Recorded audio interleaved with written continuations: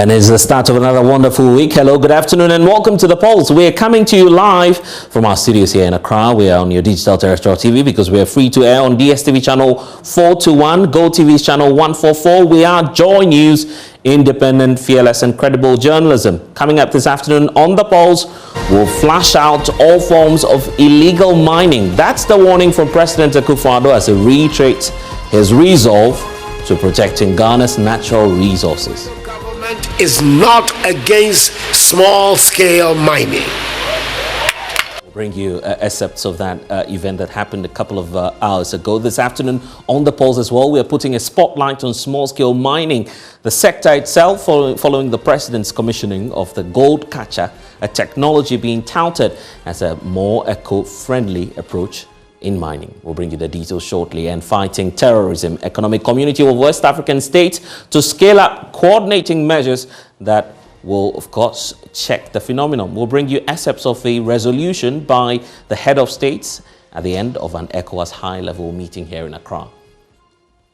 This meeting will continue to focus on the political instability in our region with the resurgence of coup d'etat since August 2020, and hopefully find some lasting solutions to this resurgence. And there's more aspects analysis on this also coming up on The Pulse as we celebrate the World Food Safety Day. Today we'll have a special conversation with the Veterinary Services Department on diseases that affect humans stemming from handling of food or water contaminated with animal remnants. It's all coming up right here on The Pulse. My name is Blessed Sogah. The Pulse, as always, is brought to you by Global Communities Dignity Low Affordable Safe Sanitation. This afternoon as well, we're streaming live on all of our social media handles at JoyNews on TV and also on YouTube as well. Twitter us with the hashtag The Pulse. My personal handle is at Blessed Sogah. Always a pleasure serving you here on The Pulse. Please stay.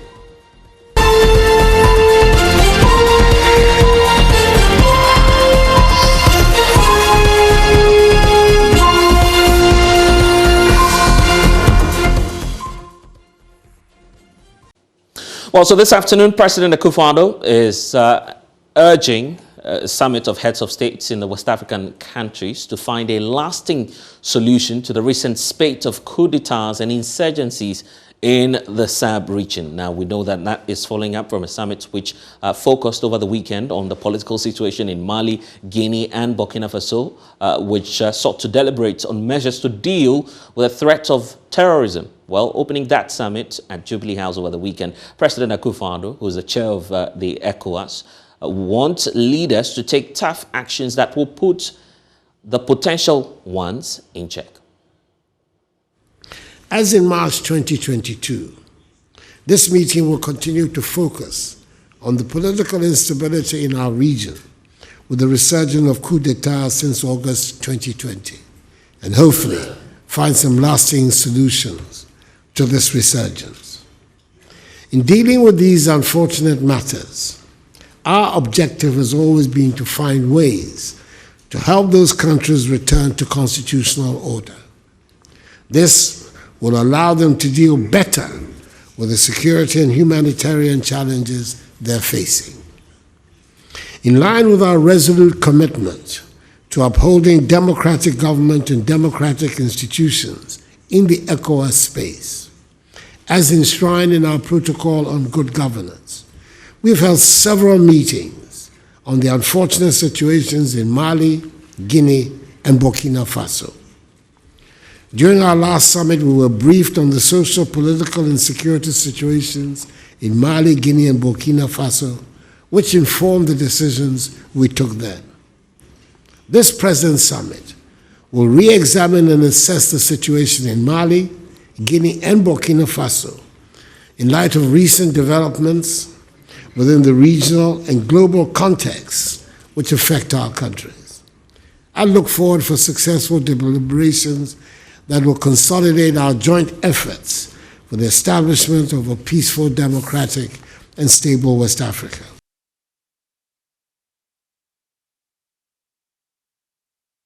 Well, so we know that that engagement is actually wrapped up, and and there's an aftermath. In fact, Ecowas is communicating what the resolve is, because after that high-level summit, the Economic Community of West African States in a communique has actually reiterated its strong condemnation of the coup d'etat which occurred on the 24th of January 2020, and also resolved to uphold the suspension of Burkina Faso from all ECOWAS institutions until a constitutional order is restored. So there are a number of country-by-country bases and resolutions that were made. We'll bring you excerpts of that. But let's put a special focus on Burkina Faso, because this is the part that really concerns mostly Ghanaians, because this is a country that shares its border with the Republic of Ghana. And on the security front there in Benin, Burkina Faso, I should say, the authorities are indicating that they take note of the efforts being made by the authorities, despite its numerous challenges in recovering some localities, thus leading to the return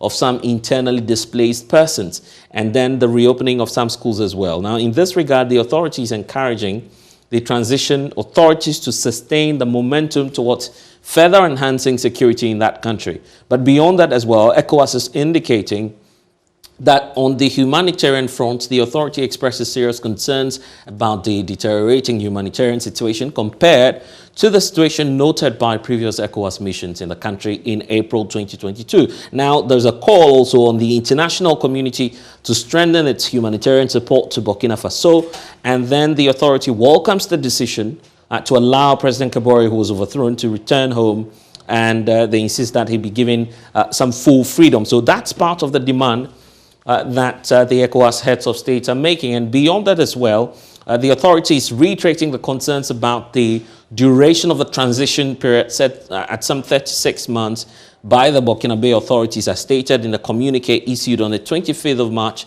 2022. And then consequently, in accordance with the decision of the extraordinary summit held on 3rd February 2022, the authority is first of all reiterating that strong condemnation to the coup d'etat on the 24th of January 2022. And beyond that, they are deciding that they would uphold the suspension that they're putting or placing on Burkina Faso.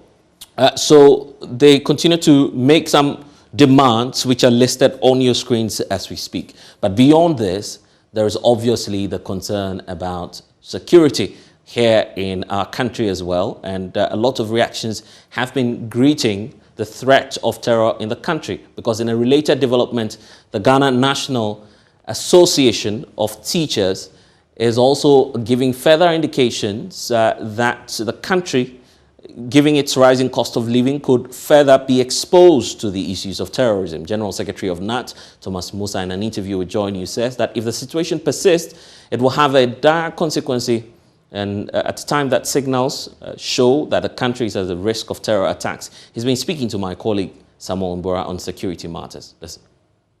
We are dealing with issues of national security. We are dealing with issues of national security. The issue why, or the reason why the welfare matters are critical now is because we are dealing with national security matters at this particular time and era of our existence. And our security men all over the place, they are on alert. Citizens are also being called upon to be on alert, so that if we see anything, they say see something, you say see something, you say something. Yeah. Now, we cannot engage in the national security dialogue by not taking into consideration the human security. The human security is an integral part of national security. And so, because it is an integral part of it, it is something that we need to address it as quickly as possible, because it could have serious implications on our national security. Look, even in the Bible, why did Moses not go to the promised land? It was because of water. The people of Israel wanted water to drink, and because they could not get water, they engaged in confrontation with Moses. And Moses, out of anger, did what the Lord asked him not to do. And it cost him the promised land. Even in the New Testament, when the devil was tempting Jesus, what did he tell him? Turn the stones into bread. So both Jesus and Moses had the same challenge of they were confronted with the basic necessities of life. And that is why at this particular point in time, we are saying that, look, we are in an era where the basic necessities of workers is going beyond what they can afford. Shelter is going way overboard. Water, food, clothing, and other utility, the electricity bill all over. Everything that the worker will need or the teacher will need to survive is seriously challenged. And so we are saying that we should not wait for workers or particularly teachers begin to agitate before they respond. As we speak now, what is the level of force so far as these conditions you are mentioning about the state of livelihood in the country? Teachers are worse affected. What's the level of force being exerted or the pressure exerted on you by your members that you should do something, engage government to do something about, since it has to do with national security concern? I can tell you on authority, there is an uneasy calm. Okay, I've told you already that we are coming from a background of 4% and 7%. That didn't sit well with workers. And almost every time, they keep on calling us. The pressure is coming day and night. There is pressure on us. And that is why at this particular point in time, it has become necessary to draw attention to these things, that we are dealing with the issues of human security. And workers are seriously challenged regarding the issue of water, regarding the issue of food, regarding the issue of clothing, regarding the issue of transportation, regarding the issue of paying their light bills, taking care of their families, and on all the other variables that will enable an individual put himself together. Everything is challenged. And we are calling upon the employer, and particularly the government, to do something about this thing. We have not had any conversation about it. There is no conversation, to the best of my knowledge. We've not had any conversation about it. The only thing that is being done now is the issue of the minimum wage. And even that one, it has not yet been concluded. So if the minimum wage has not been concluded, when will the compensation for 2023 be concluded? Because you see, by the Public Financial Management Act 2016, the compensation for each financial year should be completed by April. We have gone past April. We are currently in June. So when will this thing be completed? And then we get it done. And these are the things we are talking about. That there is an uneasy calm. And I repeat, there is an uneasy calm. Because the background where we are coming from is not good. Workers were giving 4% and 7%. Inflation has eroded all the figures that we went to negotiate for. And it is for this reason, and among others, that on 1st May, we articulated the concerns of Ghanaian worker to the President of the Republic. And it is our hope. There has not been any discussion yet. There has not been any discussion yet. The only thing that has been done is the issue of the minimum wage, which there is a technical committee that has worked on it and presented their report. And the minimum wage is quite different from the issue we are talking about now. So we believe that the time for government to respond, particularly because of the issues of the human security, which could have serious implications on national security, we are saying that the time to act is now o'clock. Don't let us take these things and delay it. And I've already indicated there is an easy calm, and you will say we will not respond. It will not help anybody. It will not help. Remember, like I have said, Moses could not go to the promised land because of what? Water. When the devil confronted Jesus, he turned stone to bread. These are basic necessities that when a human being is confronted with these things for a very long time, the temptation could be high. So I heard the TUC General Secretary making it unequivocal during the May Day celebration that you'll be left with no other option than to, hit the streets. Are you getting there? The workers are that's what I'm saying. That's what I use the word uneasy calm. Okay? The workers feel that, look, things are not going the way they expect and all that, but we keep on giving them hope. But in as much as we are giving them hope, We believe that the Ghana National Association of Teachers believe that the time has come that we draw the attention of government to it, particularly because we are dealing with the issues of national security and human security being one of the things that teachers are going through now. We are saying that let us address these issues now in the interest of all of us. What do you want government to do now? Yes, the major thing now is that, look, the issue of COLA has come up and the issue of the base pay has come up. Discussion should commence. We should not, without any further delay. Look, when you hear in things of national security, do you wait? When somebody is talking about issues of national security, do you wait? You don't wait. Because you know that any delay on matters of national security, any delay could have serious implications on the entire nation. And it is for that reason why we are saying that we are dealing with human security, which could have, or which could have a serious implication on national security. And so let us come together and get it done as soon as possible. Look at the issue of the COLA that has been raised and the issue of the base pay. And it is in the interest of all of us. They'll keeping silence over these things at this particular point in time will not be good for anybody. And then hints as to how much government. Oh, it is not the matter of getting information.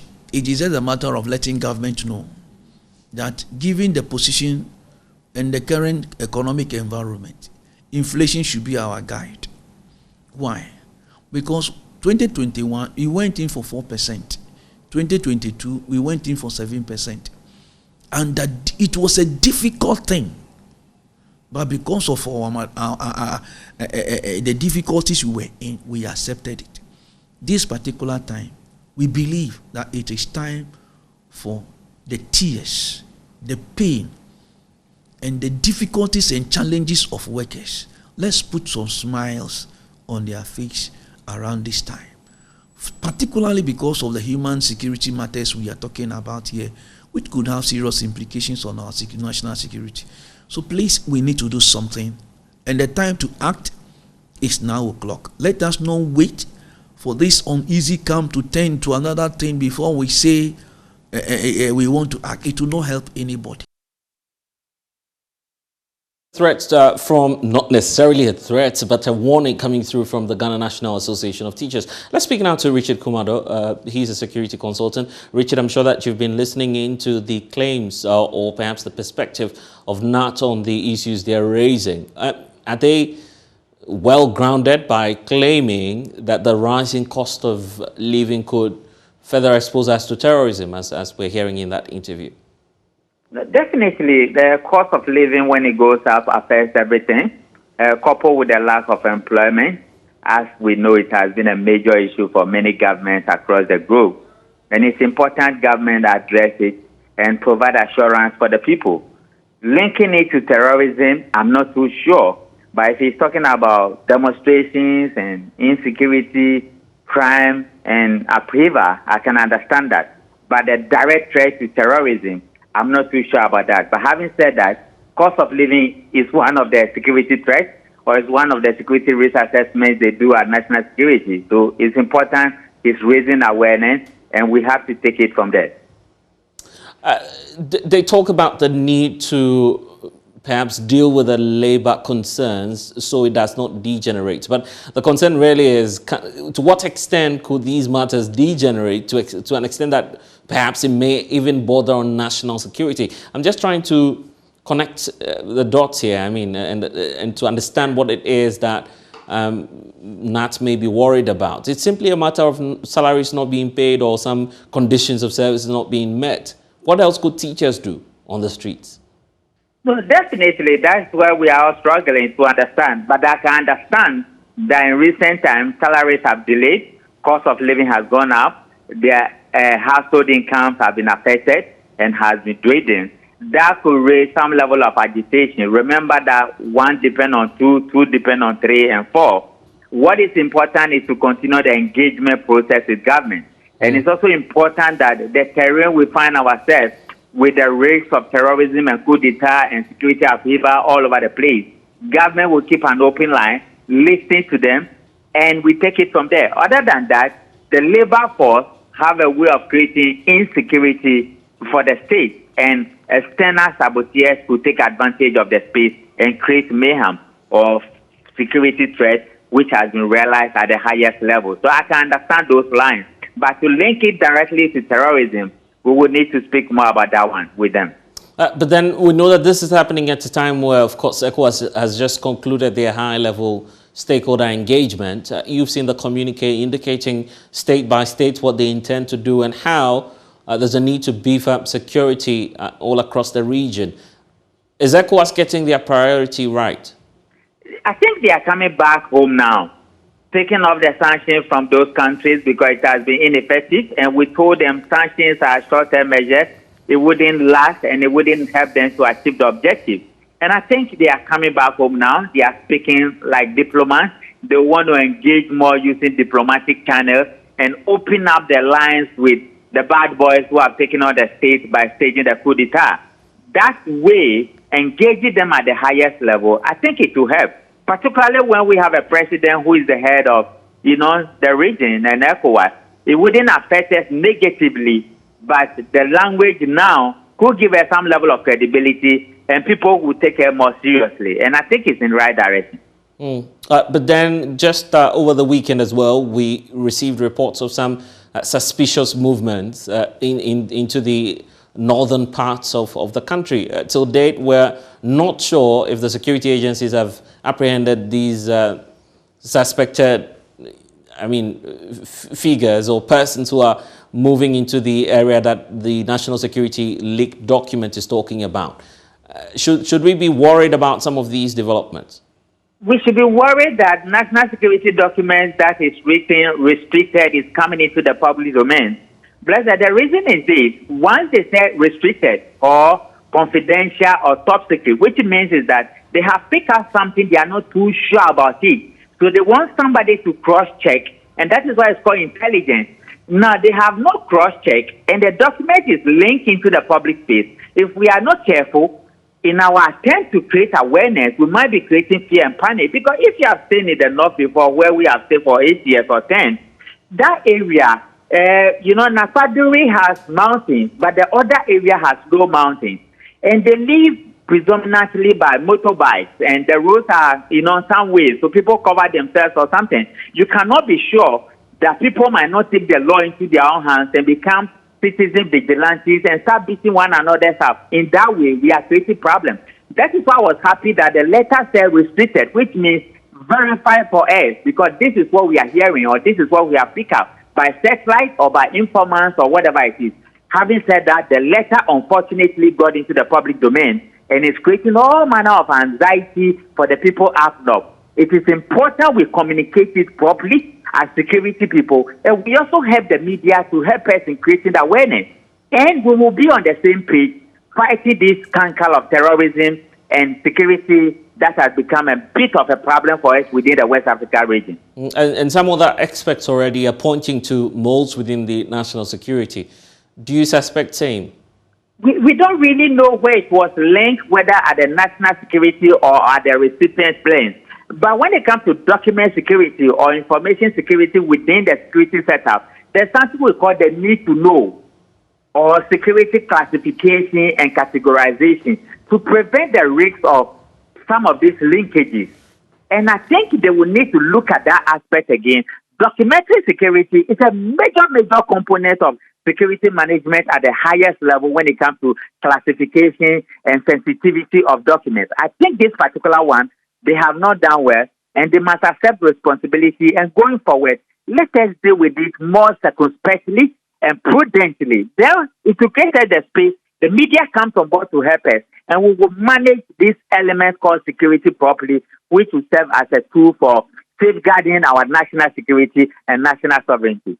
Okay, then, Richard, just hold the line. Let's bring in Mukhtar Mumuni. Mukhtar is Executive Director for the West Africa Center for Counter-Extremism. He's also joining the conversation. A raft of issues and measures, as we are seeing, Ecowas announced, and also dovetailing into what it is that the Ghana National Association of Teachers is warning about, the fact that we could be more exposed to the threats of terrorism. Mukhtar, let me take your thoughts first off on the fallouts of the Ecowas ECOWAS high-level meeting, and then what's also happening in terms of the threats or warning that we're getting from the Ghana National Association of Teachers?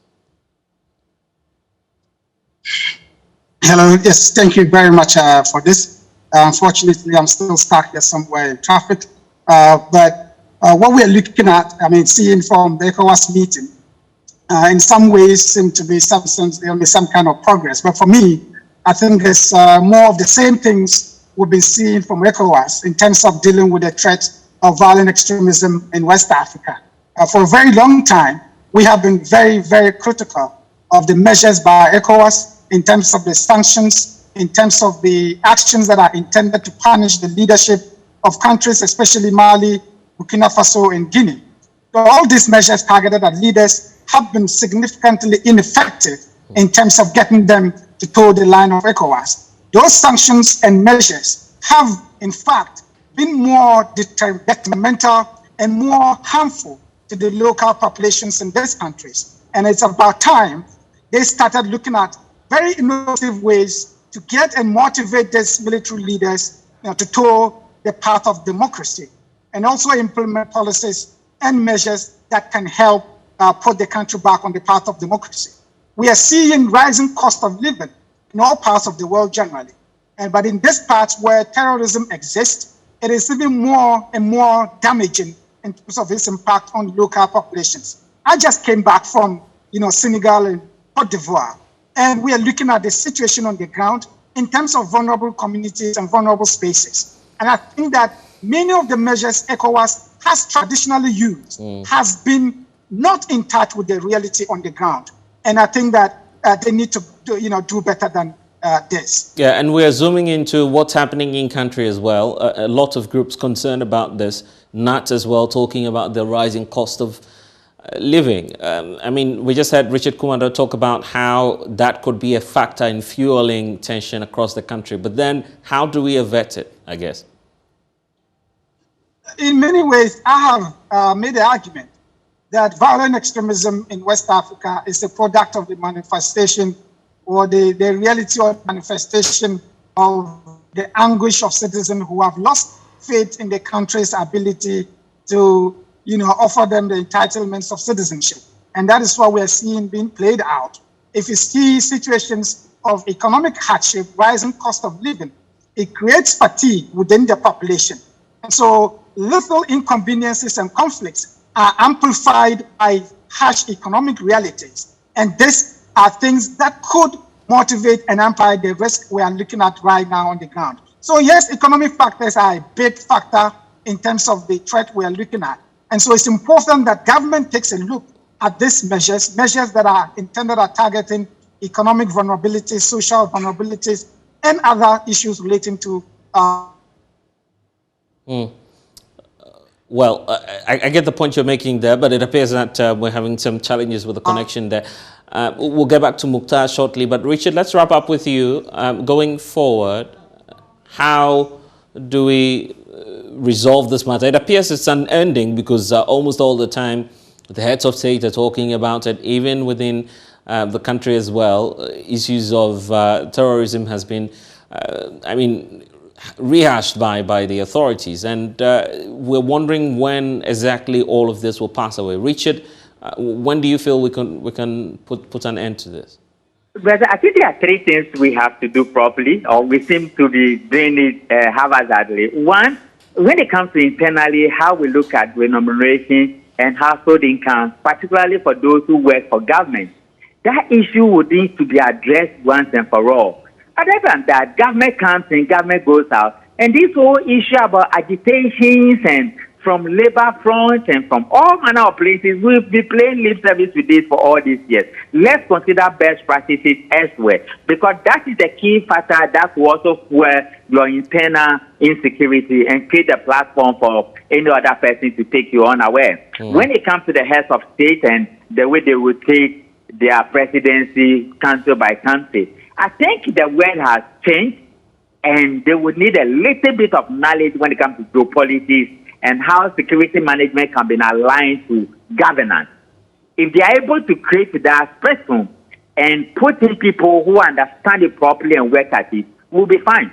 And generally, you will need the support of the media and the country as a whole. That is why when you start campaign, you will have to find creative ways of sustaining the campaign. Other than that, if this terrorism campaign gets faded out, it will become like the Operation Stop, Galamsey Stop, and all those things we started and we never achieve anything. So if we're able to take our time and do this one after the other, I think we'll be fine as a nation. We wouldn't have many of these troubles many of our guys within the sub-region are faced with. Okay then. Thank you, Richard. Let's wrap up with you, Mukhtar Mumuni. Mukhtar. Yes, I agree strongly with Richard when you talked about aligning governance with security measures or security policies. That is very, very key. We need to incorporate into security measures governance issues, good governance, and issues that relate to the economy and livelihoods of people. If we look at what is happening in several parts of the West African sub-region, where terrorism continues to be a huge factor, the challenge of governance and the challenge of the economy, it's very, very pervasive. And so we have to look at it from also economic angle, the vulnerabilities that exist. How do we ensure people who work are adequately remunerated to ensure that they have the motivation to work and continue to work positively? How do we create job opportunities for young people, especially, to be able to participate positively in society? How do we ensure that the social tensions among ethnic groups and very vulnerable groups are resolved and resolved sustainably? These things are key. Like I talk about conflicts and conflict and the pervasive role of conflict. It is important that we do more than we actually are doing to resolve the conflicts that exist within our societies, because these are vulnerabilities that play a huge factor in terms of violent extremism in our spaces. All right then, Mukhtar, we're grateful for your time. Let's talk about this. Some residents already of Techiman municipality in the Bono East region are appealing to government to intensify its See Something, Say Something campaign to help create awareness and sensitize the populace on the need to stay vigilant with the lingering terrorist threats in West African sub-region. Now, with Techiman Central Market attracting some traders from neighboring Burkina Faso, Mali, Niger, Togo, Cote d'Ivoire, and other countries, the residents say the municipality could be a target of these terrorist groups if measures are not taken to foil the possible entry of these insurgents into the country. And Nasabit has been monitoring that development and now comes through with a report. Over the past few months, there is a heightened threat of terrorist attacks globally from groups or individuals motivated by several factors, and Ghana cannot be ruled out following a spate of terrorist attacks in neighboring countries and the lingering political and ethnic tensions at home. With the strategic location of the Techiman Central Market, which attracts all sorts of people from the entire country and other neighboring countries, we hit the streets to engage some residents about their fears so far as these terrorist threats are concerned. Murtada Mohammed is a resident and a tutor at the Al Farouk College of Education. He described the situation as worrying. I listened to the news on Joy TV, and then a lot of people after that were commenting about it, and then it's something that is so worrying. It's a worrying issue. And everybody is so much alarmed in our community. With Zongo communities being a hub for strangers from all walks of life, Murtada Mohammed calls on residents to be extra careful in dealing with strangers. Zongo is a community where we have a lot of people coming in and then going out of the community at any time. We are not in the normal times. Therefore, now things have changed. So we have to also change our styles of kind of a relationship in the community. So the first time we come across strangers, we don't have to open up to them. We have to treat them as kind of a possible element of terrorism so that we can stay safe in the community. Just like Murtada Mohammed, Christian Techijan, a resident and a banker, also expressed worry at the situation and noted that the location of the Techiman Central Market could attract attacks from these terrorist groups.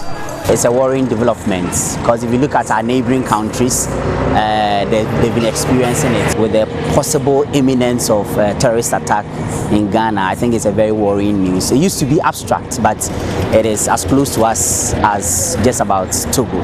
So it's something that is quite worrying. His major concern, however, has to do with the fact that the populace are not much alert about the situation at hand. Some of us with our activity, always roaming in the market and checking people around, I don't really see that high alertness as far as the citizenry is concerned. On the institution front, yes, there is that high alert, but on the general citizenry and their everyday activity, you don't see anything extraordinary being done to get alert. Member of Parliament for the area who doubles as the Deputy Minister for Local Government, Martin J. Mensah-Kosa, called on the general public to report strange faces and characters within their various communities by adhering to the Security Ministry's See Something, Say Something campaign. The very location of Techiman, its centrality, makes us more prone. The approach being adopted by national security is to involve all of us as citizens. We should open our eyes, we should be alert, very attentive, detect and report. It's been so rightly termed, See Something, Say Something. It's a campaign that involves everybody. We should all be watchdogs of our neighborhood. Look out for characters, whose identity, movements, presence raises questions. He was, however, quick to add that residents should bear with the various security checkpoints at the entries in order to help identify such threats. Satisfactorily, I think there is enough police presence at almost all those entry points, effectively policing and monitoring people who go in, who come out. And we'll just ask ourselves as citizens to bear with the police, especially in this crucial time where we are fighting this terrorism menace, so that we are all safe. Both Murtada Mohammed and Christian Tichijan have suggestions on what needs to be done to ensure the people are safe. The market is a very vast one, and the number of people that come in from outside is huge. So it's important that the sensitization exercise is done on a broader spectrum so that we'll be able to eradicate it. I want to take this opportunity to kind of inform the imams that when they mount the podium or the pulpit at the mosque on Fridays, they should try as much as possible to include in their sermon these issues regarding educating the masses on how to protect themselves regarding this issue of terrorism. Anas Sabit, JoyNews, Techiman. Let's now focus on the environment. Government will not relent to flash out activities of illegal miners. That's according to President Akufo-Addo, who is reiterating his resolve to preserve Ghana's mineral resources and also to minimize the devastating effects of mercury usage in mining across water bodies in the country. Now, mercury, which is a well-known chemical used in gold mining, is said to be hazardous as it contributes to the turbidity of many river bodies, especially here in our country. Now, speaking at a gathering this afternoon to commission the Gold Catcher, a technology which is believed to address the issues of responsible mining, President Akufo-Addo says his government is not against small-scale mining, except that he wants to be sure that it's being done in a responsible manner. It is to ensure that mining is carried on in a responsible manner, as was done by our ancestors, and in line with international best practices and conventions across all levels of operations. This will, in addition to helping eliminate the associated negative practices, ensure that small-scale mining supports government's drive to optimize the earnings from mining in pursuit of development, progress, and prosperity for all Ghanaians. When I called for a national dialogue on small-scale mining, I was convinced, and I'm still convinced, that small-scale mining can and should be done sustainably. There are several of our compatriots who are mining responsibly and are employing the protocols that have been established by the Minerals Commission, and government will continue to support them, to offer them its support. However, there are still some who have vowed to seek only their selfish parochial interests at the expense of the collective national interests. These are those who pay no regard to the sanctity of our forests, water bodies, or environment. Let me assure them, the government will not relent in its efforts to flush them out of the ecosystem. In accordance with Article 36, Clause 9 of the Constitution of the Republic, the government will continue to deploy appropriate measures needed to help protect and safeguard our national environment for posterity. Ladies and gentlemen, in our efforts to help protect the environment, we've had to take far-reaching measures, such as authorizing the involvement of the military in Operation Halt, as well as decommissioning and demobilizing machines and equipment used for illegal mining in forest reserves and water bodies, which have been designated red zones for mining. Far-reaching and biting as these measures have been, they were necessary to halt and reverse the trend of ever-increasing turbidity of our waters and the continuing degradation of our lands, and to safeguard our environment for posterity. But following our heightened drive in recent times to deal with illegal mining activities in red zones, many illegal miners have lost their illegal sources of livelihood.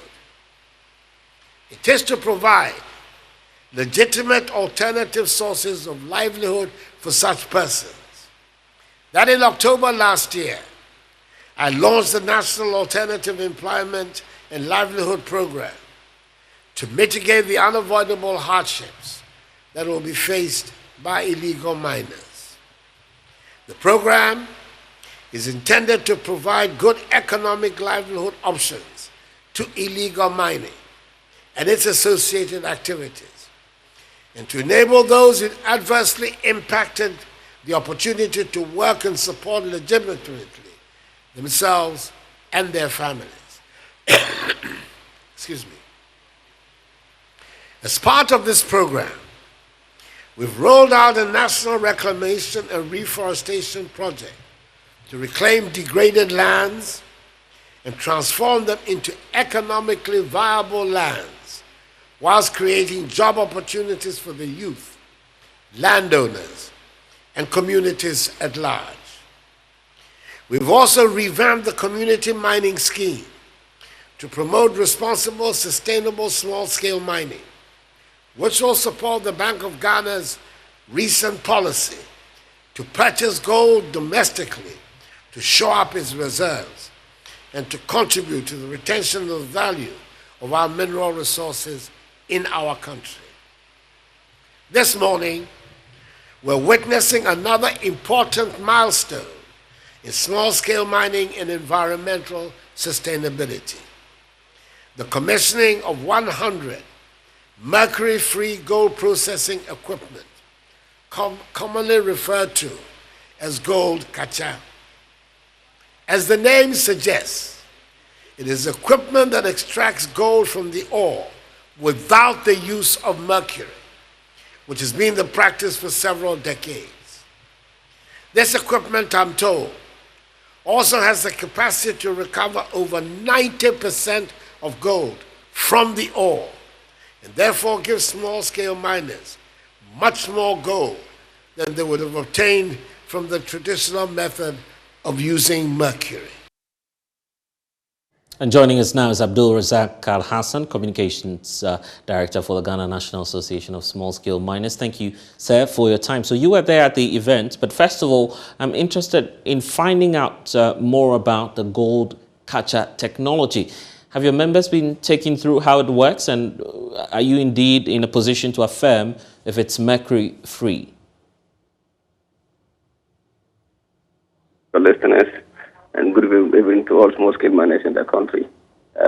Yes, it's true. I was at the event, and Our members are very excited about this new development. Technology, we are all advancing and trying to see how best we will improve our sector. I think the president and his government promised us new technology because of the Minamata Convention on this good mercury-free production. So by 2025, I think we will all not be using mercury anymore. And by so doing, we need to adjust ourselves and make sure that we'll come out with a technology whereby we will not be using mercury whilst doing our mining activity. And this last year, the Minerals Commission and the government came together to find this Gulkachatan, and then they briefed us. They've gone around the whole country, all the mining areas, and they brought a sample whereby some of the areas, Takwa, Tenga, Aboso, those areas, they've even went there, tested this Christian and the rest. And they brought the first 3 or the 5 machines, whereby some of the mining areas are using it now. Okay, so what you mean to say is that some of the equipment is on test or pilot basis. You're using that for now? Yes. It was on a pilot basis. They went around to test. And by so doing, whereby they planned some of the community mining products, because this one that they brought is purposely for hard rock, whereby you have the crushers, you have the mills, we have the processing plants and everything. Even the smelting machines are all part of it. So when they did the piloting, we realized that the recovery was very high. And by so doing, we recommended as industry players to government that yes, this is a product whereby we can all use and it will benefit the country as well as the industry. So by so doing, government in collaboration with Minerals Commission, we the industry players came together and the government purchased this 100 of them to come, and then we'll then take them and start using them, whereby this this is for using mercury. And mercury is one of the dangerous chemicals that we use in the industry. So those who are not familiar with the usage of mercury, I think this is now the time that they can be free to use this mercury-free called Gulkacha now. But then, do we know about the disbursement? Because government is talking about some 100 different pieces that will be purchased. Do we know how that will be distributed for your members? Or your members would have to buy them? Please come again. Do we know if your members would have to purchase these machines, or government is buying it and then subsequently giving it to your members? It is a company called Commodity Watch.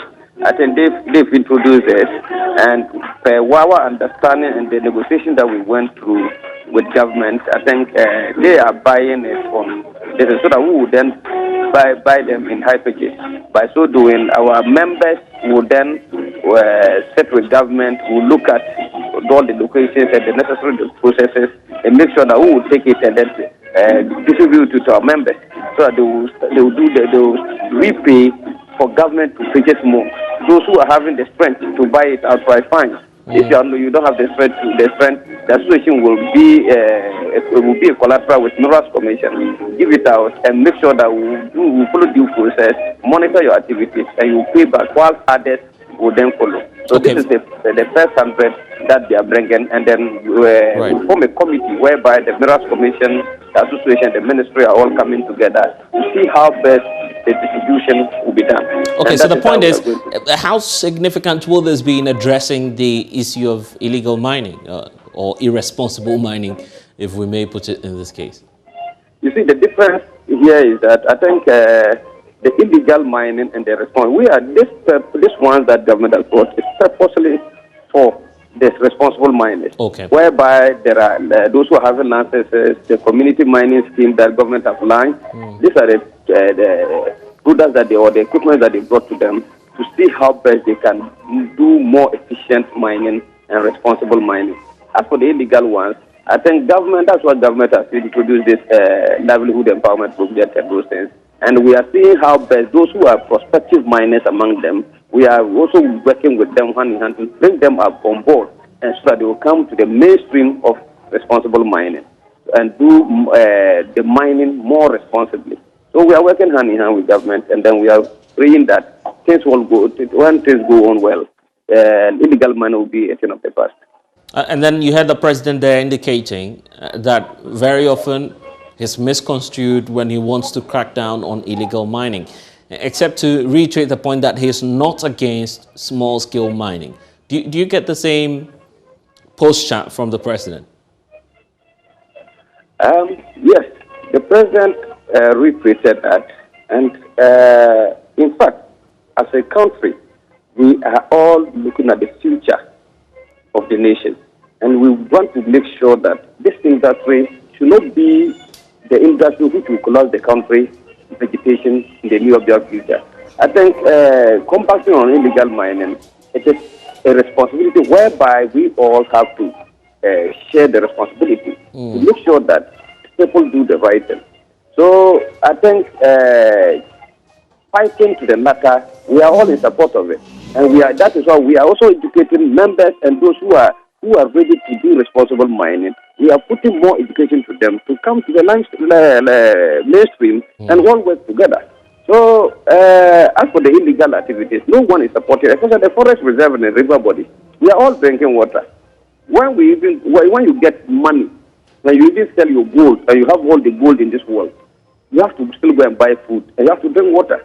So it is a natural thing that we all need to preserve. And by so doing, government retreating its fight against glamsey. That one, we as an association don't have any problem with that. Okay. Ours is to make sure that we do the right thing. And what we are pleading with government now is that I think the licensing whereby the minister himself retreated that yes, he will make sure that he will sign. I think that was one of the heckles which is disturbing us nowadays. But he has mentioned it there, and he made it clear that he will be signing the licenses. When he signed, because you can't be driving without driving licenses. So sometimes that is where we have a challenge for some time now. Because the illegal miners, when you want to talk, they will ask you, those who are claiming to be legal miners, where are your licenses? Right. Because as we speak, apart from Honorable Asmat Treme with Jim, or from 2016 campaign, but who owns a license around 2016, you have it's an expired license because it's only 5 years, and for renewal. And since this minister came, I think he has been reluctant on signing licenses, not because maybe it's something that he intentionally, because he does more travels, he is so busy, Lands Commission is pulling him, Forestry Commission is pulling him. So your hope is that he expedites action on the licensing regime. That is it, licensing regime, to make sure that we have the licenses being signed, because the Minerals Commission now has put this in place that whereby within 2 weeks, your license can be processed. So when it gets to the minister's place, it's for him to sign, and then you operate legally. So we are only praying that he will expedite the license regime, and then everything will be all right. Let's see how that goes. But Razak, I'm grateful that you've been able to join us here on The Pulse. Now, drivers and commuters on the Tema motorway would obviously have to brace for heavy vehicular traffic for the next 2 weeks at least. This is according to the Ghana Highways Authority, who are racing against time to fix some bridges on the entire stretch. Some of the bridges failed structural integrity test and reconstruction on them, and a lot of issues are happening there as well. My colleague Michael Chalet was there and now reports. Gridlock on the Accra-bound section of the Tema motorway.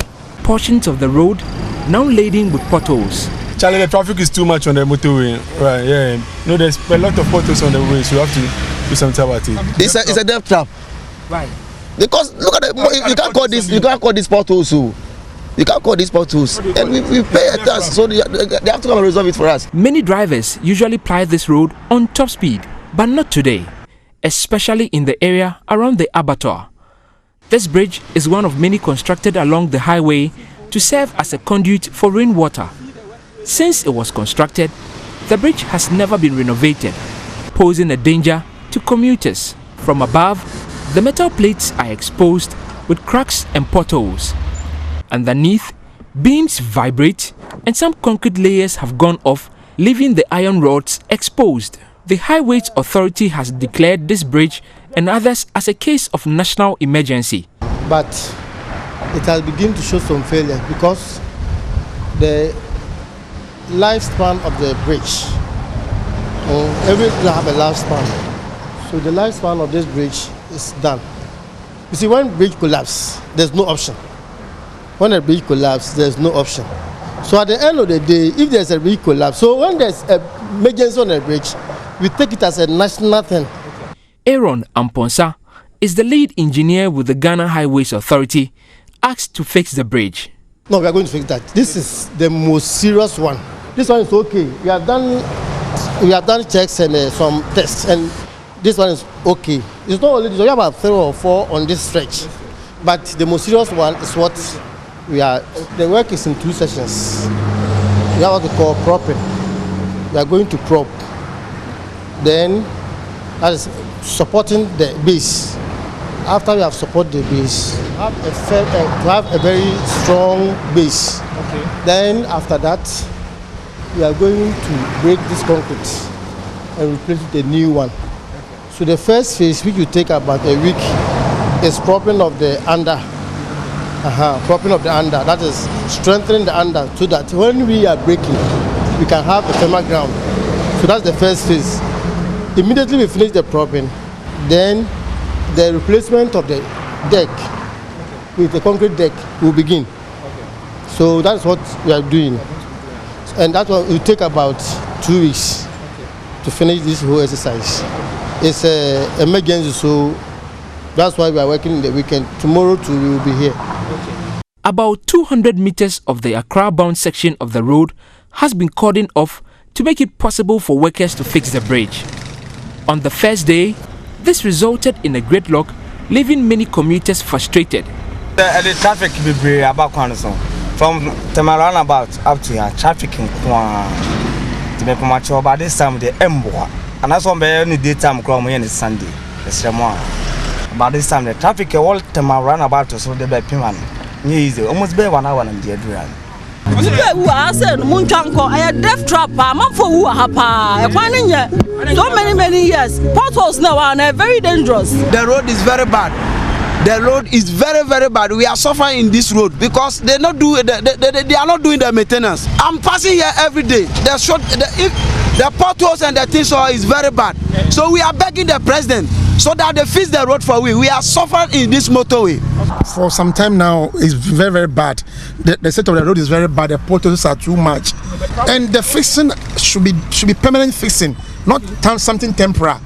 Okay, it's fixed today. The next time it develops another potholes again. Okay, and secondly, the access from the other side of the communities around join the motor is really inconveniencing us. So something must be done about it. But Aaron Amponsa says they have plans to deal with the traffic congestion for the next 13 days. We were anticipating the traffic. Definitely, as I told you earlier, this is a national road. So when you are coming to do such work, you should expect the traffic. We have put in a traffic regulation measurement so that at the end of the day we will control. Yes, there's going to be traffic, but we are going to control. The actual work has not begun yet because when we go to the top, we are going to divert to the other lane, which we are going to do with a proper traffic management. The Roads and Highways Authority is pleading with commuters to bear with them as they work round the clock to save the situation. For JoyNews, Michael Ashale. And thanks for staying with us here on The Pulse. I am Blessed Sogah. We will return shortly after this break. Please stay.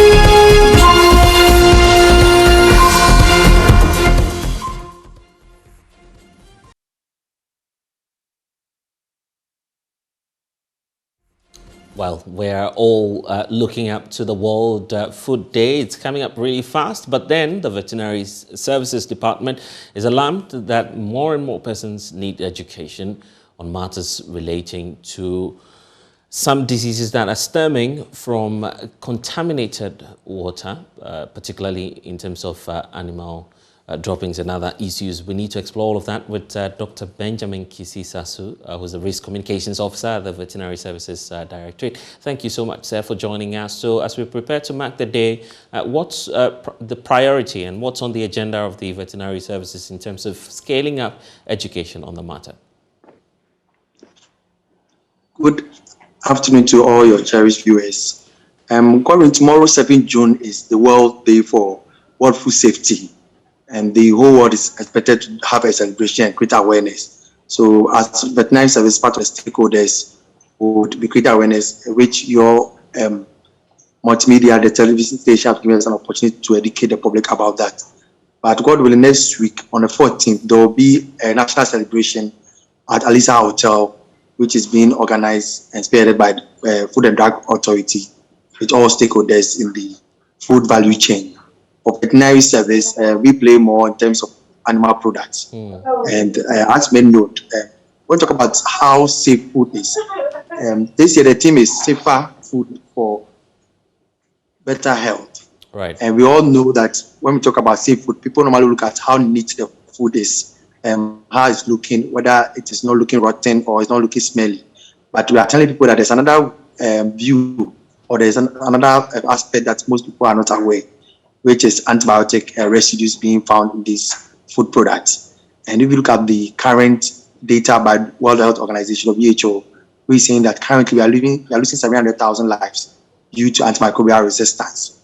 These are things we are not seeing because currently people get sick, go for diagnosis at various health hospitals. They are given drugs, they don't begin to work very well, and some lives are being lost. Some have to go and start to buy expensive medication, and this being a big global challenge. But you know, the terms you're using now may sound a bit technical to someone who's watching, who may be wondering, I mean, what the implications are in terms of the terminologies that you're using.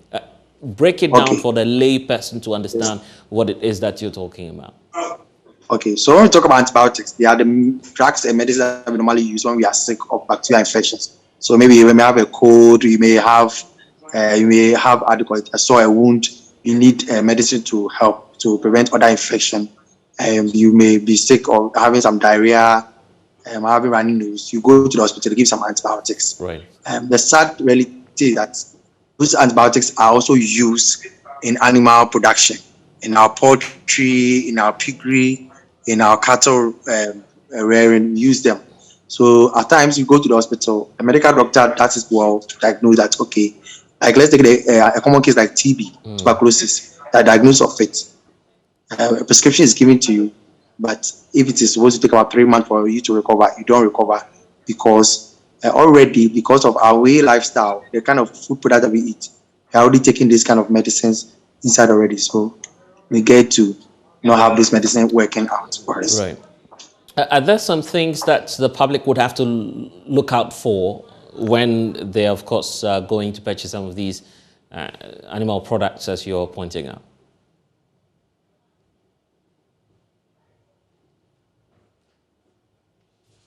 Yes, so if you can hear me, I'm just asking about what the public should be on the lookout for now that you're pointing out that health hazards to us.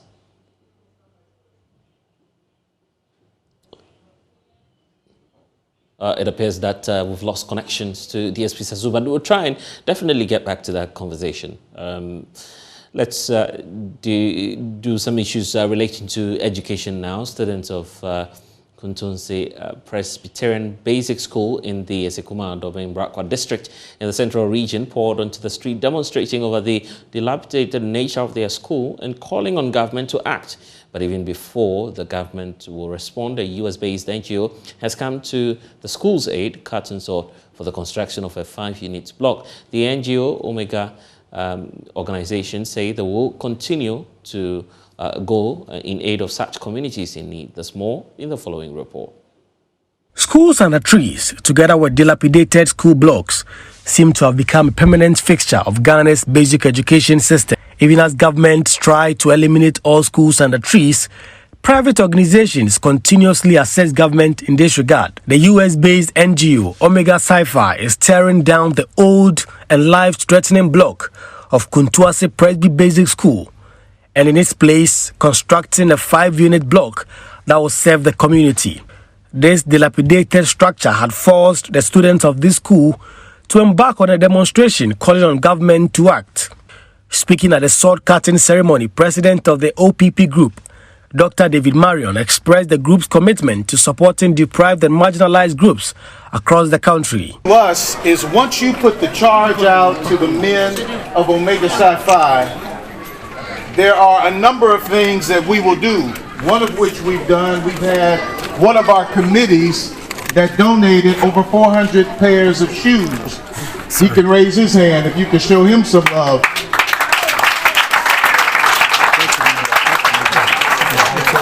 And now we are doing something very special. Director of Education for the Sikuma Odobin Brakwa District, Seth Emmanuel Panwum, appealed for more support from government and other private organizations. For both primary and JHS pupils. And I must also add that we have serious shortage of teachers, inadequate teachers in our district. And those who recall, not too long ago, a school in one of our districts called Sogah, the basic school children embarked on a demonstration. And the reason being that they were also children of Ghana and deserve better. And that they deserve to have teachers posted to their schools. In fact, this made us to run to the DCE, Honorable Lawrence, for help. In fact, he did put in request to the National Service Secretariat to help us with some personnel when the time comes for posting such personnel to us.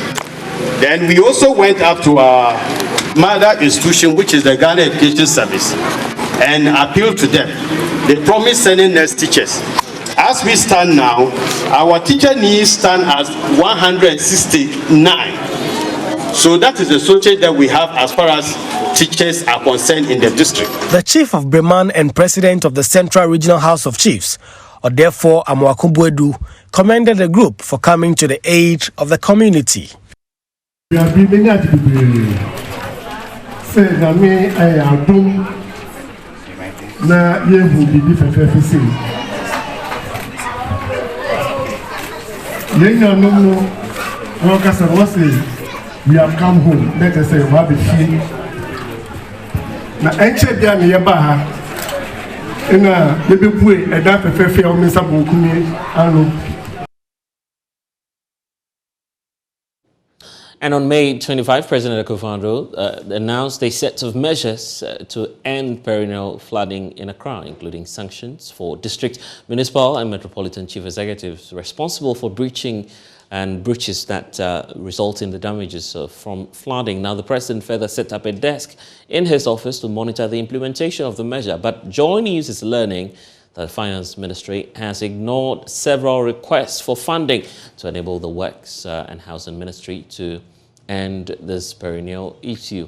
We've been gathering some more details on this. Elton Brobe is joining us, my colleague, with much more details on what's happening and what the documents it is that we've found on this matter. Elton, if you can hear me, first of all, give us details as to why the Works and Housing Ministry is not getting enough funding on the matter. Right, pleasure. So, what we have fixed our investigation suggests this matter has been running. It's been running for some time now between the Ministry of Finance and the Ministry of Works and Housing. I think the genesis of all of this, when the minister was appointed, he briefed cabinet on the state of the country's preparedness towards dealing with the flooding matter. And the consensus at that cabinet was that there was a need for more resource allocation to the Works and Housing Ministry to undertake work to ensure that the country is better, in a better position to deal with the flooding matter. Elton, it appears that we're having difficulties hearing you. If you could just make the point again, but a bit more louder so we can get the points you're making. Right, so Blessed, I was saying that from what we have made from our check, Cabinet at the meeting somewhere in 2021 was briefed about the country's state of preparedness towards dealing with flooding. And it was at that meeting that the sector minister, Francis and so on, she was asked to present detailed proposals to the Finance Ministry for funding to ensure that the ministry or the country is in a better position to deal with the flooding market. So, series of correspondence that we have intercepted suggests that indeed there's been calls for some release of funding to enable the Ministry of Works and Housing, Ministry of Works and Housing deal with this matter. Now, the amount of money involved, the first letter that was written on the 4th of June 2020 relates to the request for the release of some 888.3 million Ghana cedis for the implementation of the 2021 Emergency National Flood Control Program to address the serious flooding challenges being experienced in the country. And the ministry, in a letter to the Finance Ministry, outlined certain areas that the money would go into. And one is the mitigation of the perennial flooding within the communities, prevention of destruction of vehicular movement during heavy rainfall, provide means for safe conveyance of grey water, mitigate damage for infrastructure facilities, and also mitigate the displacement of people within flood-prone areas. And the ministry was convinced that 888 million Ghana cedis was also required to ensure that these matters are fixed. And he actually gave the breakdown of excavation and resultant work, 94 million, and then construction work, 793 million Ghana cedis. Now, our information is that this letter did not get a response for the Ministry of Finance. So again, on the 11th of August 2021, the Ministry of Works and Housing again wrote to the Ministry of Finance, drawing the Ministry's attention to an earlier letter that I just read, and the need for the Finance Ministry to make do with the release of the money. And part of it, I want to bring it out. It says that we wish to respectfully draw your attention to the fact that time is of the essence in the flood control program. Our consultants will require adequate time to complete detailed design and then go through the procurement process ahead of the implementation. Construction of each project will take a few months to complete. For us to achieve beneficial use of these investments, they need to be completed before the onset of the next rain season in April 2022. That leaves us only 8 months from now to go through the process highlighted above. And again, the amount of 888 million Ghana cedis was quoted as the required amount of money required for the work to start and for Ghana to be spared this perennial flooding problem. Now, the information again we have is that this letter was also not given the response that the Ministry of Works and Housing needed. So again, on the 2nd of June, just some few days ago, 2022, after we had experienced some flooding in parts of Accra, the Ministry again of the Ministry of Works and Housing again wrote to the Minister of Finance, same headline, application for commencement of certification for the 2021 Emergency National Flood Control Program. And part of the letter reads, in the absence of the commencement, the Ministry has not been able to undertake much flood mitigation work ahead of the current rain season, and unfortunately, that has resulted in widespread flooding across the country. Several areas in Greater Accra experienced severe flooding on the 14th and 21st May, and with the forecast from the Ghana Meteo Agency, the worst is yet to come. And the Ministry again requested 280 million Ghana cedis for the Ministry to enable it undertake its work. Now, blessed, we have another letter again reiterating the same point. Bottom line is that the Ministry of Finance failed to respond to all of this correspondence starting between 2021 and up to date. All right. And again, it goes on to emphasize the point that even though the Ministry of Works and Housing have been in readiness to deal with the flooding matter, lack of funds has made it rather impossible for them to carry through their program. And the reason why we experience flooding on a daily basis. Elton Brobe is our presidential correspondent, giving us details on that. But the issue of flooding is beginning to bite hard. In fact, an 18-year-old has been confirmed dead at Tesano in Accra when raging floodwaters swept into a storm drain. Now, this follows almost 2 hours of Sunday morning downpour. According to residents, the 18-year-old tried to salvage her slippers, which fell into a small drain, but fell, and subsequently the raging water swept her into a storm drain. There's more in this report. Oh, Mama! Oh! Mama! This is Navi, mother of the 18-year-old Mary, who drowned in a drain at Tesano. During Sunday's downpour, Mary went chasing after her slipper and slipped into the drain and breathed her last. Abigail is a relative of the deceased.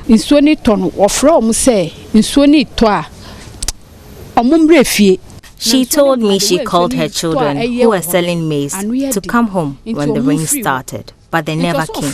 She later heard that one of her children fell into a drain and drowned. She was trying to remove her slipper that fell in the drain.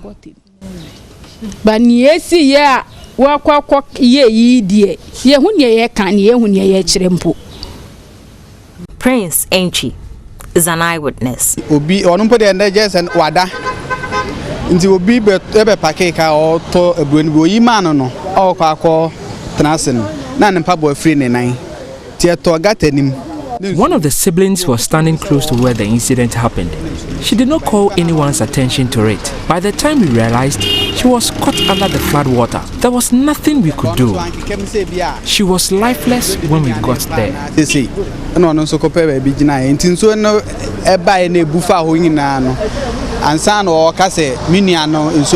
He says Mary would have been alive if the drain was properly constructed. Straight and on my corner there by side into pressure no about now by pim near Faso and any problem I also had my high pa. Navi is still in denial of what has happened to her daughter. Mary, I want to die in your stead. Please come back home. Sani paton soma onumunso kakra. Mi banu anumunso. For now, the body of the deceased has been removed by the police and deposited at the morgue. Emma Davis for Joy News. Mary man not the quality egg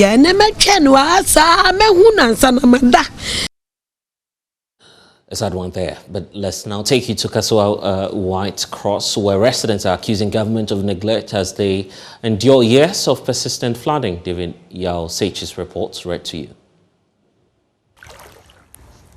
Auntie Beatrice has lived here at White Cross for more than 17 years.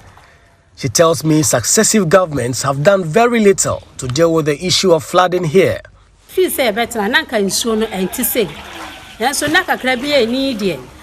settled here, the flood wasn't at this level.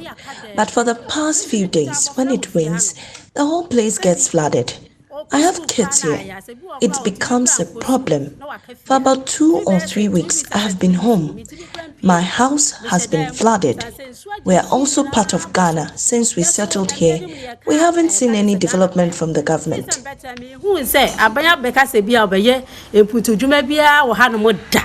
Pearl is a junior high school student. She wants government to construct a drainage system for the area. I find it difficult to go to school. Besides, I'm in the final year. I need to struggle through the water and go to school. But sometimes when I walk through the water, I find it difficult because some parts of the water is too deep, so I can fall inside the water and dirty my school uniform. For Amelia, who is a landlady, she struggles to get tenants for her house. Those who rent leave due to the persistent flooding.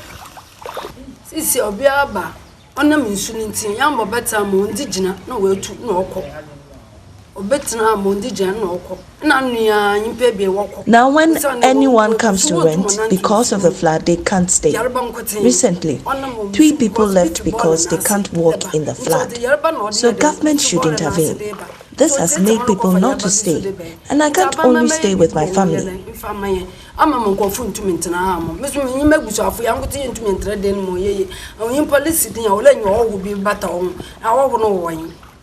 For Joy News, David Yausechi's report from Kaswa White Cross.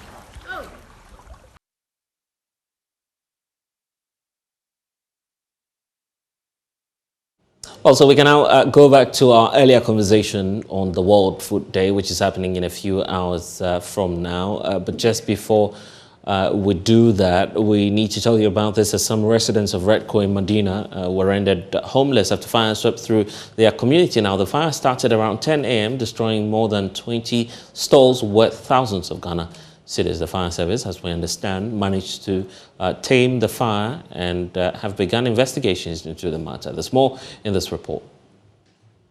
And ashes are what is left after after fire swept through this vibrant neighborhood.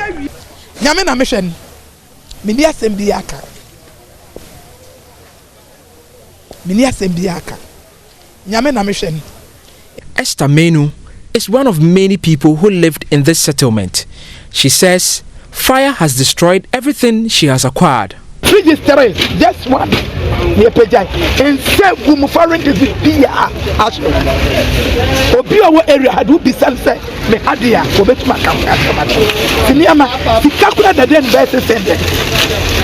Many people who were affected tell us they had lost goods worth hundreds of cedis in their stores. Master Martin's day is almost billions of billions because it's full container. Yeah, I couldn't take any one thing. My fridges, me ton provisions near there. Until provisions no. Provisions near there. Until nini na shi. Everything cry. Me buy man fast me for bibi ashi. Provisions there we know how it costs a lot now. Almost 300 million over the ashi. Some of the affected persons allege that the fire was started by some unknown persons as a retaliatory attack on another group. And run was started to Chano Pen and Musso was saying, into what we had them so me Pamucho. Mamma, Minimaniama, and was so you may. What's that? Metanin was a midura. I had me see any more a year, answer, the real containing. Me as a Mugramana. Me baby man it feels to mess few more Joe such as Janice start to see me container.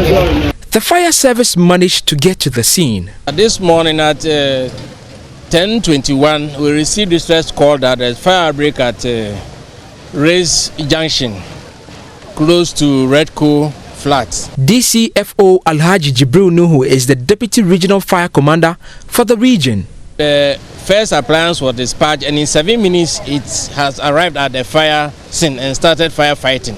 So in all 5 appliances were commandeered to fight the fire, and by 11:43 we were able to bring the fire under control. Investigation is still ongoing, and that is the situation we find ourselves. There was no casualty and no death was recorded. These shelters once served as their homes and funded their livelihoods, but today they have been displaced. The residents are counting their losses and praying for help so that they can rebuild. For JoyNews, Michael Ashale. And thanks for staying with us here on The Pulse. We'll be back shortly.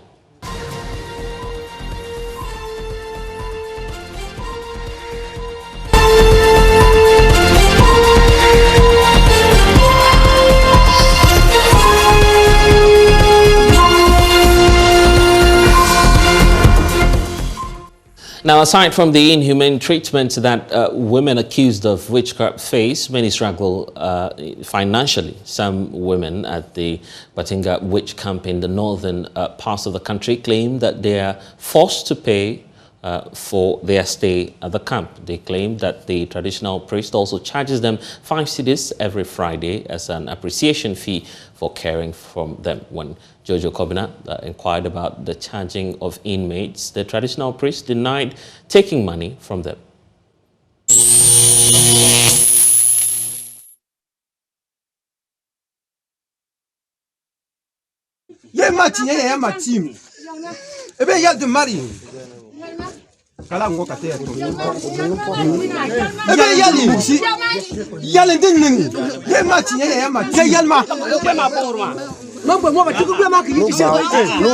Many women who are accused of witchcraft and sent to witch camps are subjected to heartbreaking and inhumane treatment.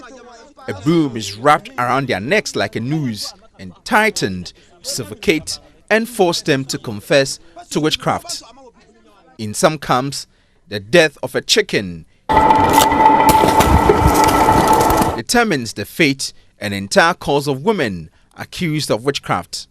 The grounds for accusing these elderly women are very flimsy.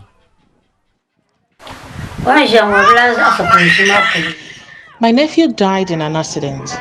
I was in Accra then. They called me to come home, and when I got here, they accused me of being a witch. How did I cause this accident? Did I push the car? Why would they say I am a witch?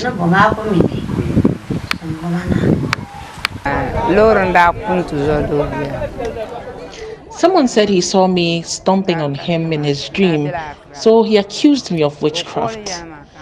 They brought me here. The Tindana said I was not guilty, but the people said they don't want me, so I stayed. Even though an ordeal trial cleared these women of witchcraft, they were still exiled to the camp. However, the stories from the Kwatiga camp in the northern region are rather depressing. This is because, in addition to paying for their ordeal trial, accused witches must also pay for lodging. They allege they paid the traditional priest 200 cedis for housing. Some of the women spoke to JoyNews on condition of anonymity. I did not have money, so my relatives paid for my accommodation. If you don't have money, you borrow from friends. We help people on the farm, so they give us money. Also, when visitors come, they give us some money and we save and pay 5 cedis every Friday. When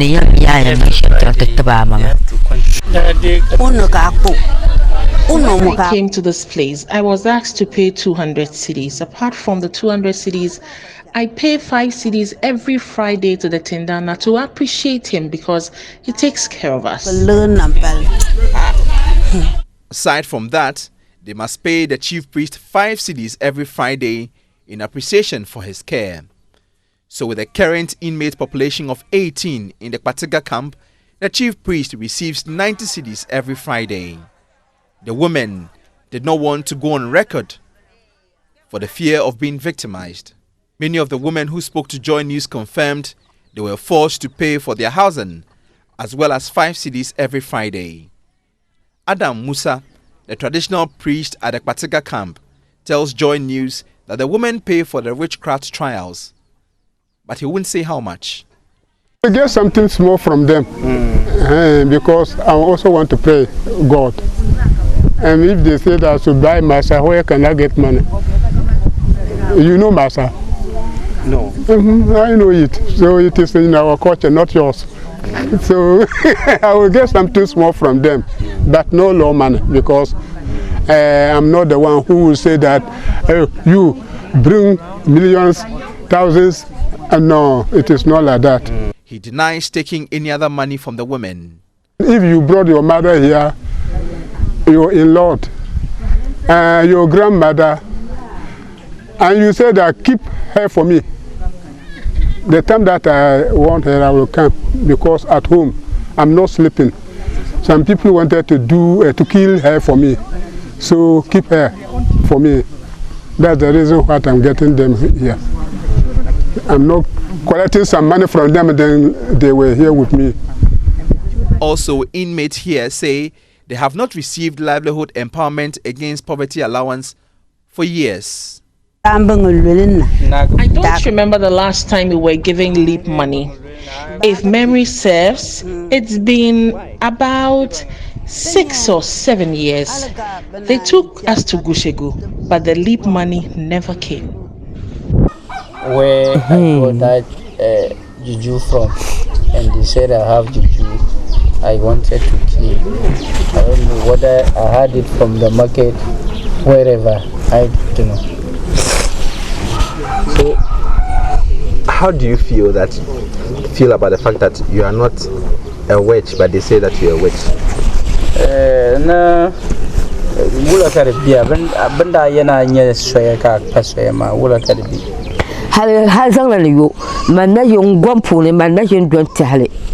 The LEAP allowance is a social intervention program for most impoverished people. Unfortunately, these women do not receive the meager stipends that would make their lives comfortable.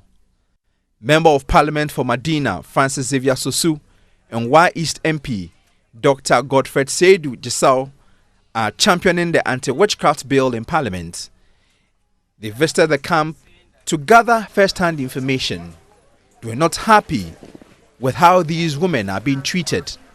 Apart from the human rights abuses, there is also a livelihood abuse. We have the government program of LEAP for a very long time. In fact, these women cannot remember the last time they got any support from LEAP. So I thought that these are kind of camps that people, human beings, vulnerables, are concentrated here. So I will expect the gender ministry in particular to have a special attention and special package for providing basic livelihood needs for these people.